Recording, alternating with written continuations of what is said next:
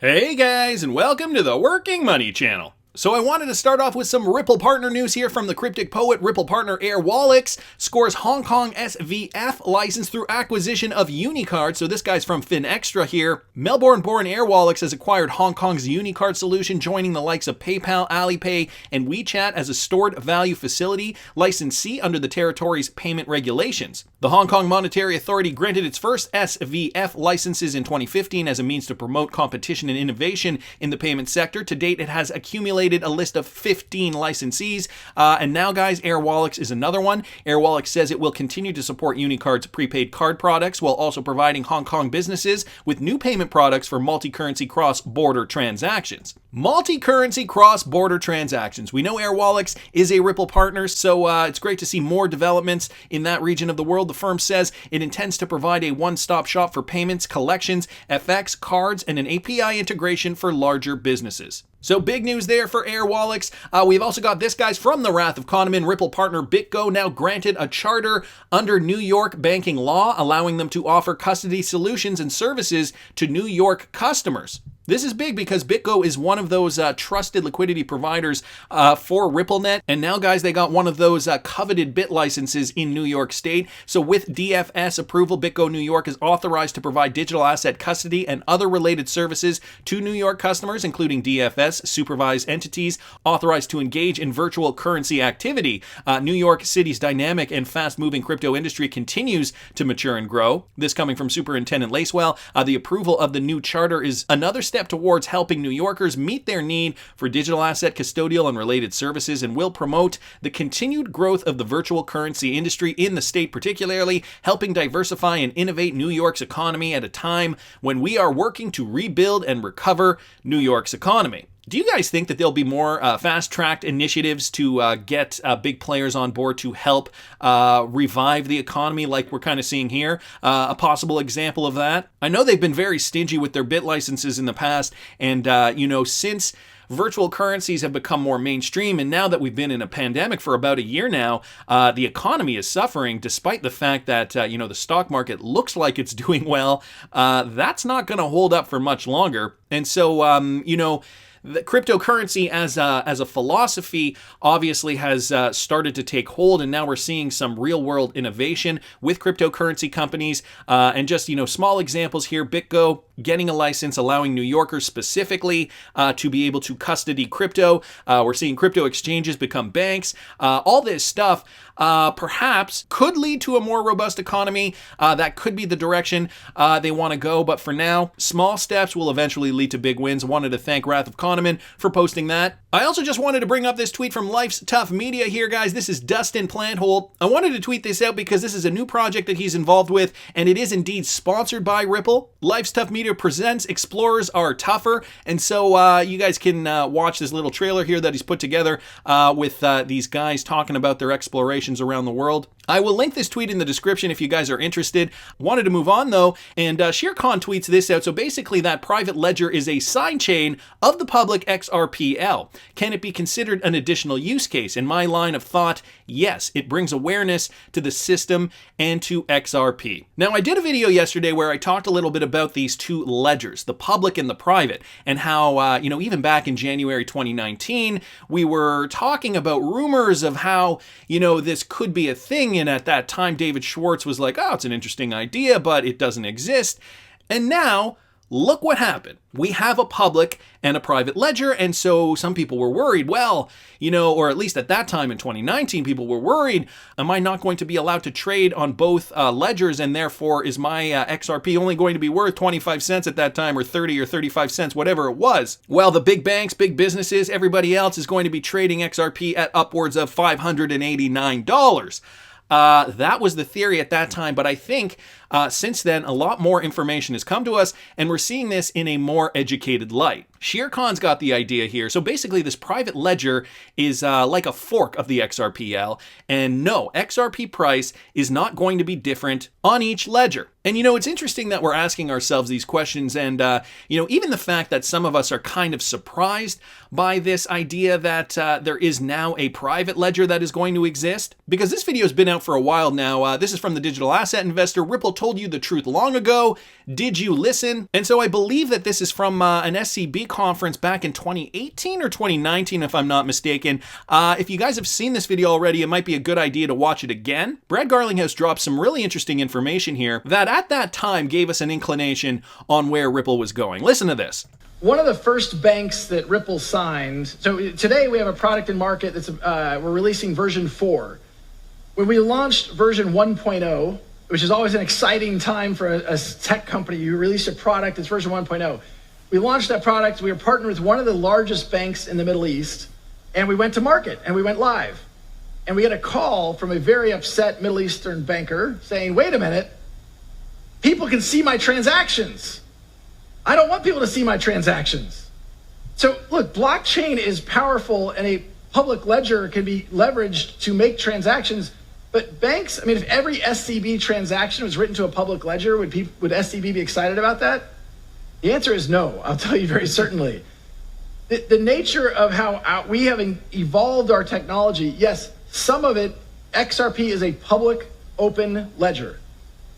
A different part of Ripple's technology that connects banks to the liquidity solutions, these are private, think about it almost as a private temporary blockchain between two banks. It's cryptographically signing the transaction, holding it in escrow and releasing it at the same time, so you never have a situation where a transaction doesn't complete. But the point I would make is, those who espouse this idea of, look, all transactions should be open, I look at that and I think, that is not the real world. We can talk about the origins, particularly around Bitcoin, and to some of the degree other tokens, has been this idea of, hey, we're going to circumvent government. Well, I'm just going to stop it right there. 589 retweets? We don't want the government involved. We're going to circumvent banks. Look, Ripple, we come at it from exactly the opposite point of view. Governments aren't going away. By extension, banks are definitely not going away. We can enable banks to enable an internet of value. If you want to enable an internet of value, you have to connect the repositories of value. The repositories of value are the banks. We want to work with the banks, with financial institutions, with payment providers, with Linlen Pay or PayPal or fill in blank, to dramatically accelerate the nature of how payments occur today and reducing that friction. So a public and a private ledger were ultimately always on the table, and I have a feeling that maybe this is why that rumor started back in January of 2019. Now, this has finally become reality, and I guess for those of you guys who haven't been in this space for a while, maybe this is a little alarming, or maybe it caught you off guard or whatever, but ultimately, at the end of the day, this is what's going to get banks on board, and this is ultimately what's going to give XRP value. Now, if XRP has value, the price will rise. If it is a cryptocurrency that is in demand, there will be more demand surrounding it, there will be more buyers of it, and therefore the price will go up. Even back in August of 2020, there was this announcement here. I saw this recently from Ian Northing on Twitter, Swiss Root RippleNet. So this also has to do with banking integration. The Swiss Root service had been developed by IBIS Management Associates in partnership with Finastra to provide institutions with connectivity to global trusted payment gateways. So with Swiss Root as your adapter to connect to the modern banking world, you can connect to multiple banks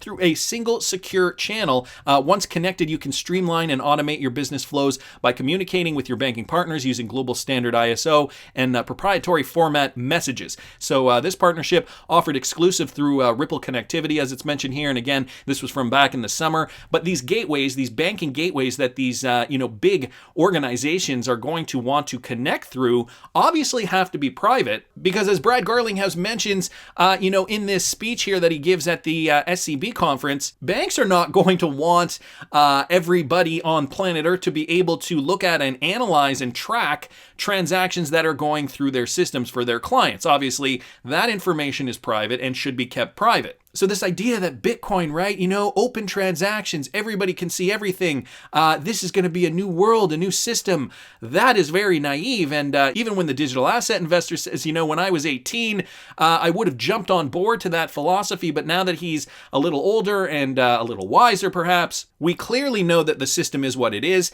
And even within this current system, as you guys are noticing, it's very difficult to change them even just that little bit. And this is why some are suggesting we are seeing Ripple getting sued by the SEC to thwart their plans, because even with Ripple wanting to play ball and even with Ripple wanting to comply with banks and governments, they're still being pushed down. And in yesterday's video, I talked a little bit about this idea of a private public ledger and different prices of XRP. JC Collins here mentioning now that Ripple's vision is undeniable. Let's broaden our view for a philosophical consideration. The power of money and its organization throughout world history has defined our nature of existence. Ripple with the XRPL is redefining the nature of that existence for centuries. And Crypto Memes asking, what's your thoughts on the theories that the hidden ledger won't use XRP? Matt Hamilton has been part of the XRP community even before he worked at Ripple. Now he works at Ripple and he says there is no hidden ledger. This is a system to allow banks to create their own integral ledgers on the same software that the main XRPL uses and link them to the main public XRPL. So XRP is going to be the same way. This is just another forked ledger that is going to be coming off the XRPL. We're still all going to be using the same XRP no matter what ledger is being used. And so XRP is what's important here. A public-private system is nothing we have to worry about. In fact, it's something we should get really, really excited about, because if Ripple has just announced a private ledger, all this means is that there is enough demand for banks to want to have a private ledger for them to be able to utilize XRP in their ecosystem, which means there'll be more demand for XRP. Therefore, the price of XRP should rise. Stephen Bull Dieppe down here saying it sounds like the private ledger is a fork of the XRPL, but somehow it can be interoperable with the public ledger. Am I right, Matt? And Matt Hamilton responds, correct. So some interesting developments with regards to this. As we know, yesterday Bearable Guy dropped a riddle. There is more treasure in books than in all the pirates' loot on Treasure Island. And Martin Vol giving his 2 cents on this. Working Money channel, I just watched your video. There is more treasure in books than in all the pirates' loot on Treasure Island. How does he interpret this? Well, we can look at treasure as value, books as the private XRP ledgers for central banks, pirates' loot as crypto, and loot something appropriately illegal. Very interesting analysis on this. I think that Martin is likely on the right track here. And for those of you guys interested in the Bearable Guy riddles and who think David Schwartz could be Bearable Guy, well, he did post this on March 3rd, a ship sailing out to sea towards an island. And on March 4th, Bearable Guy drops a riddle that mentions pirates' loot on Treasure Island. What do you guys think? A coincidence? Tell me down in the comments what you guys think. Please subscribe to the channel. We have to reach 70,000 subscribers, guys, by March 31st. If you subscribe, you'll be eligible to win a Ledger Nano S or X. I will be doing the draw on April 1st, so stay tuned for that. Like the video if you like the content I'm providing. I always love hearing your comments. See you in the next one, guys.